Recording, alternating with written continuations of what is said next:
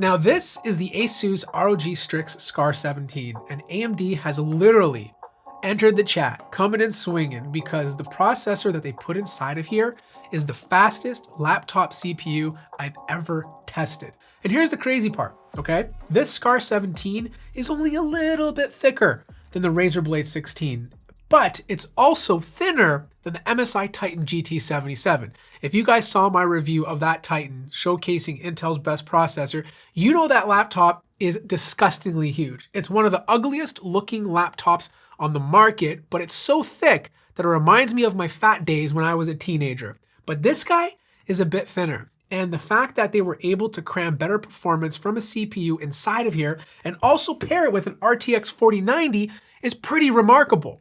Now, this is a standard Scar laptop. You've seen this design before. There's a lot of plastic going on the bottom, on the sides, on the deck of the keyboard, but there is a bit of aluminum on the top. It's a very gaming looking laptop, like you have the gaming vibes everywhere with the ROG logo. This does light up. You can't change the colors, but it does show some RGB. This little ROG custom part is no longer custom on this specific unit.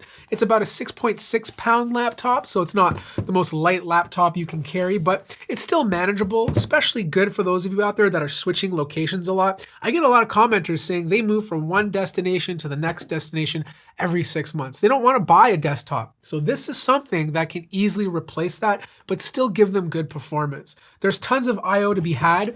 On the left-hand side, you have two USB-A ports. You have an audio jack. On the front, you got some sweet, sexy RGB if that's your thing. On the right-hand side, it's nice and clean. But then on the back, you have the majority of your ports. You have your 2.5 gigabit Ethernet jack. You have your power connector, a 330 watt power brick. It's big. Not as big as the one on the Titan. That thing is just looking ridiculous, but it's big. At least ASUS decided to put its own custom case around it, so it looks a bit thinner. You have an HDMI 2.1 port, and you have two Type-C ports. One of them connects directly to the dedicated GPU. A lot of this stuff you've seen before, you know? You've seen this keyboard. There's a little bit of wobble on top of the screen. There's a bit of flex, but there's nothing to be too concerned about. The only thing that I think could be improved is the deck of the keyboard, especially around the trackpad. It's very, very flexible, and I wish there was a bit more rigidity around it, because every once in a while, like when I'm pressing on it, you can feel the laptop kind of go down a bit. The typing experience is good. The keys are nice and clicky. It doesn't have that mechanical key feel that the Titan has, but it's still a very good keyboard for gaming. Obviously, it's RGB. You can customize each zone to whatever color you want. You have a full-size numpad on the right-hand side if that's your thing. Touchpad is not centered. I know some of you get freaked out about that, but it's fine by me. But this is a very standard ASUS keyboard. Now, obviously, you can easily open up the laptop with one hand. The hinge is okay. It's not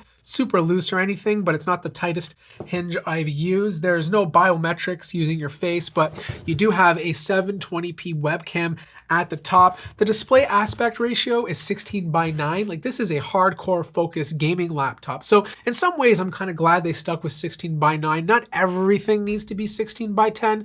Like, if you're a hardcore gamer, you still want it to be 16:9. Now, the display is good. Like, this is a QHD display. It's IPS, not mini LED, but you do have a super fast high refresh rate of 240 hertz. It's color accurate enough that I feel comfortable doing any sort of design work on this.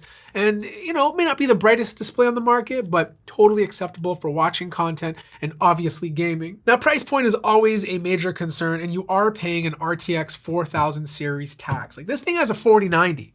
You know, but when you compare this to the price of the Titan, when you compare this to the price of the Blade 16, this laptop is actually cheaper. And yes, they had to cut corners to get there. It's not an all aluminum build, but I feel like for around $3,500, it's one of the better deals out there. And with that, you get one of the fastest, or if not the fastest performing laptop on the market. When you're talking about single core clock speeds, obviously Intel takes the cake. That's their thing. They always win out in single core clock speeds, but in multi-core speeds, this is the fastest I've ever seen. Like, scoring 34,000 on a laptop is faster than any 12th gen desktop processor I've used. To put this in context for you, my 13900K desktop CPU at home scores around 40,000. So we're not too far off. But when it came to actual creative workloads, things were trading blows with Intel's best. In some instances, the Razer Blade 16 and video editing took the cake. I don't know why, but it came first, with the Scar 17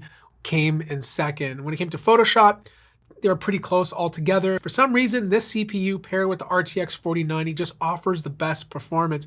And if you're doing 3D work, you see that with this laptop. It beat out the Blade 16 and the Titan GT77 when it came to my Blender benchmark. Now, if you're a developer, it really doesn't matter which laptop you get. They all tied exactly at 11 minutes for my Mozilla compile test. But when it came to gaming, that's where I was completely blown away. I tested 5 games, and 3 out of the 5 games I tested, the Scar 17 with the AMD CPU did a better job. In some situations, it was getting anywhere from 10 to 15 frames per second more than the best of Intel, regardless of whether you're gaming at full HD or QHD. And the same holds true if you're using DLSS 3 with ray tracing on its highest. Now, obviously, this is not a quiet laptop. The fans do kick on, just like any other laptop on the market. It doesn't quite reach 60 decibels like some other laptops I've tested, but it kind of tops out at 54. But when it came to heat management, it was neck and neck with Intel. Sometimes it was a little bit cooler, but it did have a couple of heat spikes where Intel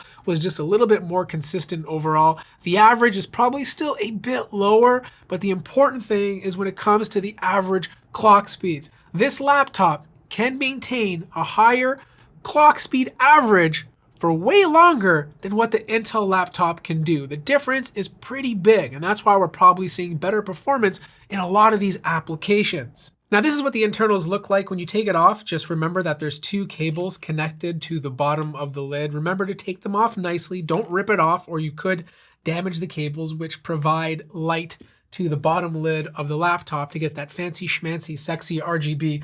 Now, internally, there's not a lot going on here that we've not seen before. Like, you have a big, massive vapor chamber cooling. I always appreciate the little details that ASUS provides for the writing on top here.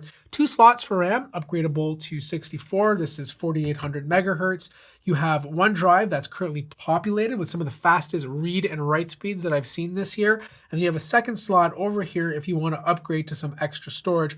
Of course, you have a swappable Wi-Fi card, and you have a 90 watt-hour battery. Now, based on my battery test, the Intel MSI Titan GT77 got about 6 hours and a half, where this guy only got 3 hours and 40 minutes. So here's the thing. This is probably the best bang for your buck, fastest laptop that you can buy right now. The question becomes, will there be enough stock for AMD to fulfill? And I think this is the biggest thing that's plaguing AMD right now. The reason why all these manufacturers are using Intel CPUs is not because Intel has a significantly better chip. It's because that AMD has a tough time fulfilling orders. They can't make enough chips. Like, they just don't have the space or the capacity to make these chips compared to what Intel can do. So vendors want to make money, right? Like, they want to make money. So even if AMD does offer a better CPU, they're still going to put Intel processors inside of them because that guarantees that there will be units available. I hope we see a different story this year, but if you're looking for the fastest